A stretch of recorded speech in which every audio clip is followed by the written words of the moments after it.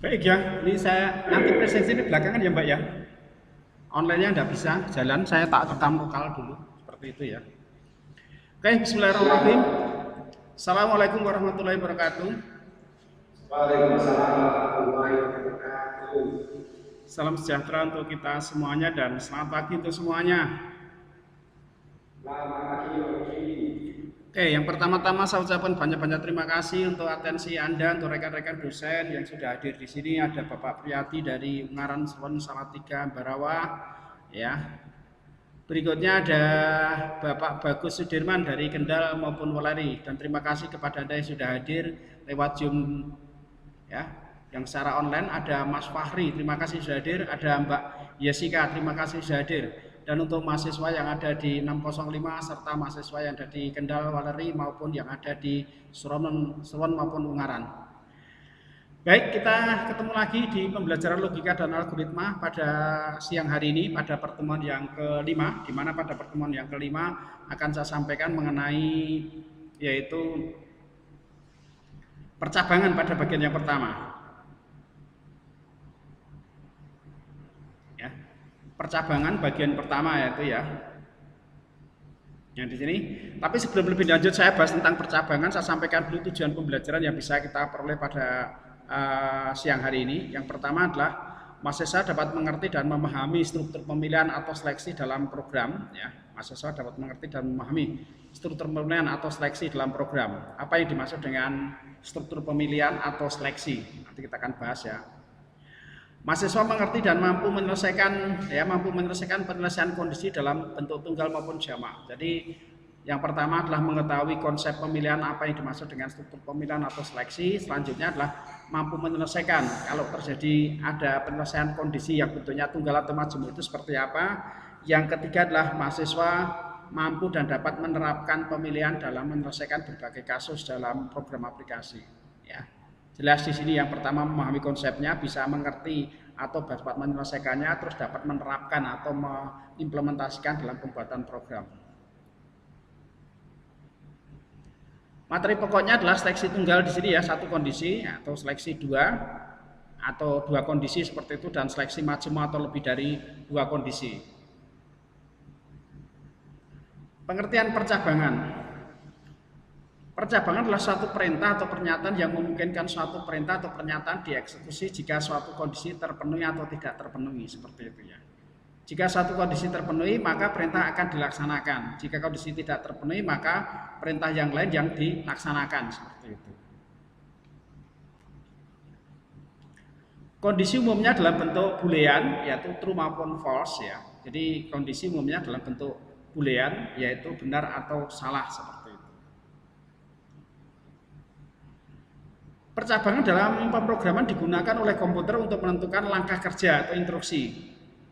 Percabangan menggunakan operator kondisi yang akan menghasilkan nilai boolean, yaitu benar atau salah tadi ya. Jadi di dalam percabangan nanti akan menentukan apakah benar atau salah, seperti itu. Jika nilai yang dihasilkan benar, maka perintah atau instruksi akan dilaksanakan. Sedangkan jika salah, maka instruksi tidak akan dilaksanakan atau melaksanakan instruksi lainnya, seperti itu. Konsep percabangan, tidak semua baris dalam program akan dieksekusi. Jadi tidak semua baris dalam program akan dieksekusi. Suatu aksi akan dilakukan bila memenuhi persyaratan atau kondisi tertentu. Penentuan kondisi boolean dan aksi yang dilakukan bergantung pada jumlah pilihan atau kasus yang terdapat pada masalah tersebut. Apakah terdapat satu pilihan, dua pilihan, ataukah terdiri dari banyak pilihan.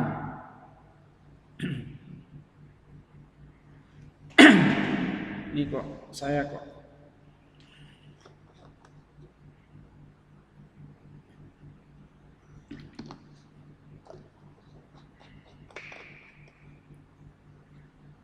Jadi apa yang dimaksud dengan konsep percabangan itu maksudnya seperti ini. Jadi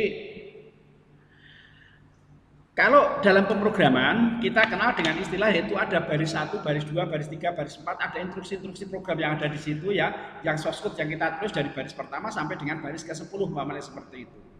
Nah, itu akan dieksekusi mulai dari baris pertama, kedua, ketiga, keempat, kelima sampai yang ke-10. Itu kemarin ya kita kenal dengan nama sekuensial, urut. Yaitu jadi apa? Pemrograman sekuensial ada pemrograman yang akan melakukan instruksi urut berdasarkan urutan baris-baris yang ada. Baris 1, 2, 3, 4, 5, 6 dan seterusnya seperti itu. Nah, dalam percabangan itu konsepnya dalam percabangan ini konsepnya kalau kita punya 10 baris atau mungkin 20 baris seperti itu ya. Baris pertama, kedua, ketiga kita eksekusi. Tapi mungkin saja baris yang keempat, 5, 6, 7 ini tidak dieksekusi, tapi langsung mengeksekusi pada baris yang ke 9, 10 dan seterusnya.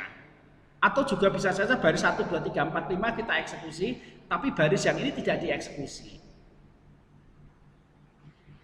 Ya, jadi bentuknya seperti itu. Mungkin ada yang bertanya, kalau tidak dieksekusi kenapa harus kita buat seperti itu?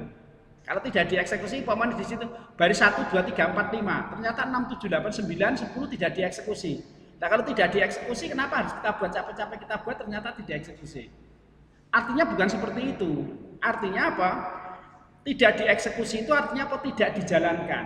Karena dia menjalankan perintah yang lainnya seperti itu. Jadi dari baris 1, 2, 3, 4, 5, 6, 7, 8, 9, 10 tidak dieksekusi, tapi dia akan menjalankan baris yang ke berapa itu?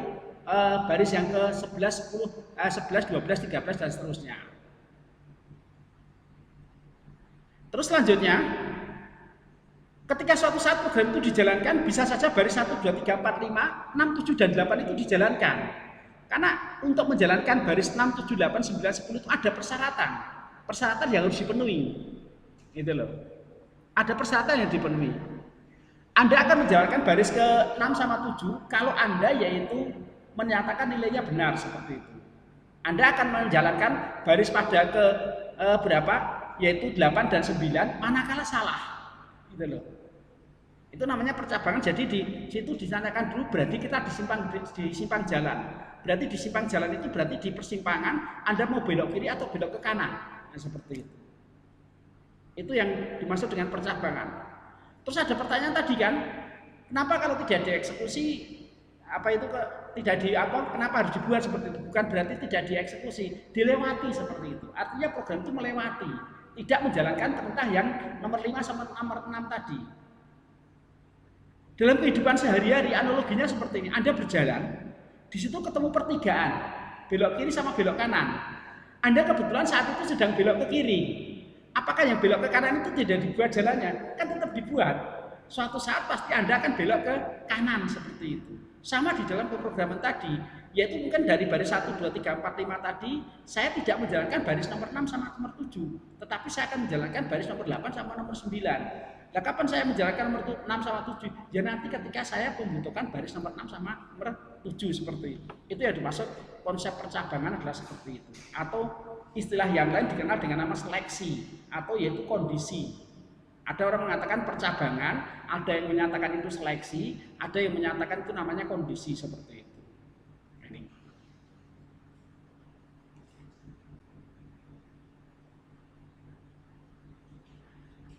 Percabangan, ini di sini ada percabangan tunggal. Ini percabangan nggak lazim, nggak umum, hanya ada di dalam program, nggak umum. Namanya percabangan itu kan minimal mestinya 2 di situ. Cabang kok cuma 1, kok itu namanya bukan cabang, itu lurus begitu ya.